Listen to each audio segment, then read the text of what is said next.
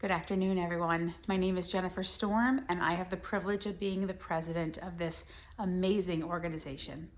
I hope you had an amazing first day filled with new ideas, innovative thought, and networking with people that maybe you've never had an opportunity to do before.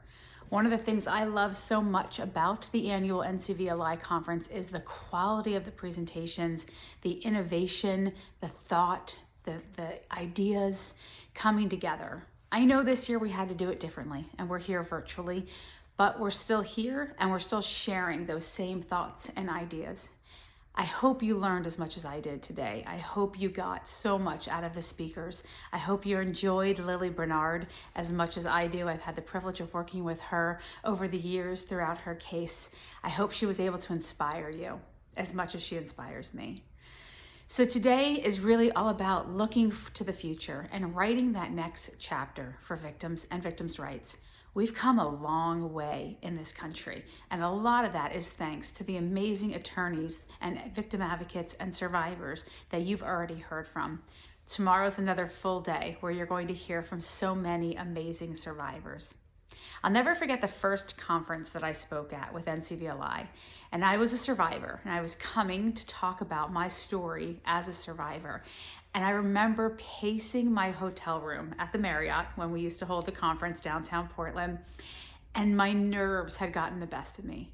And I thought, what would I have to offer? What does my story have to give to this room full of brilliant, intelligent, amazing lawyers and victim advocates? I was super intimidated, especially because some of my heroes were sitting in that room. Some of the thought leaders in this field that have just plowed the way for those of us who were able to stand on their shoulders and do more work. I remember calling my wife and having her talk me down because I was so hyper scared. And then when I walked in the room and I began to talk, which always happens for me, as soon as I walk onto a stage, I feel comfortable. I thought, I do have something to contribute, and it's my experience and what I went through. And when I was a child victim of sexual assault, I didn't have an advocate, and I certainly didn't have an attorney. I had no one there guiding me through this incredibly scary and complex system. What I learned later on as I began to develop my understanding of victims' rights and the criminal and juvenile justice system is that I was really robbed. I should have had so much guidance and empathy and care and concern. And that understanding is what really propelled me into wanting to make sure that no other child victim, or any other victim for that matter, need to go through what I went through. No one should ever have to go through these processes alone. Most people don't understand the justice system unless you have a degree in it. You don't really understand all of the switchbacks and the changes and the turns and the policies and the rules and all of the legal jargon. And it's incredibly confusing. Having a victim advocate, having an attorney, having someone who gets it, who understands that language on such a deep level that can help navigate your experience through the justice system is priceless. It's something that had I had when I was a child, had my family had when we were going through my rape case when I was 12, could have made all the difference in the way that my coping with that traumatic event went. Instead, I had a horrifically traumatic event. Then I had another horrifically traumatic event at the hospital during the rape exam when I had no advocate, no one there.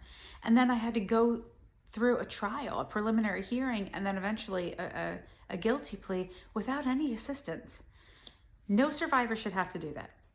NCVLI makes sure that where there is a need, there is a voice.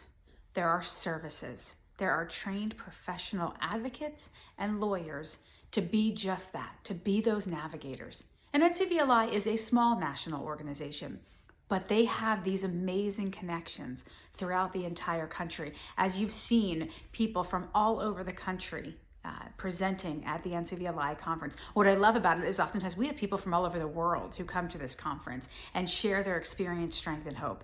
And most importantly, share what they're doing so that we can learn from that and we can build upon that. I hope that you got a lot of that today. I know that I always do. I come away from this conference feeling refreshed, feeling energized, having more tools in my vast victim advocate toolbox. And I want to thank Meg and the staff and the board of directors for all of the support that went into making this conference what it is, and it is a success. Again, we're here virtually, but we're together. Nothing is ever going to keep us apart. We might not be able to be together physically, but we can come onto a platform like this. We can share our ideas, we can share our thoughts, and we can continue to build a movement that is purposeful and meaningful. We have a lot of work ahead of us. As a nation, we have a lot of work ahead of us. What I hope is over the coming months and years, we start to see a restabilization of our VOCA funds. We start to see more of a concerted effort and attention paid on crime victims and the needs that they have. That we continue to move forward with meaningful criminal justice reform, and that victims have a role and a voice, a meaningful engagement in those processes. I know that NCVLI will be a leader in all of those places, as they always are, and I'm so proud to be a part of this organization. I'm so proud of the work that they do every day.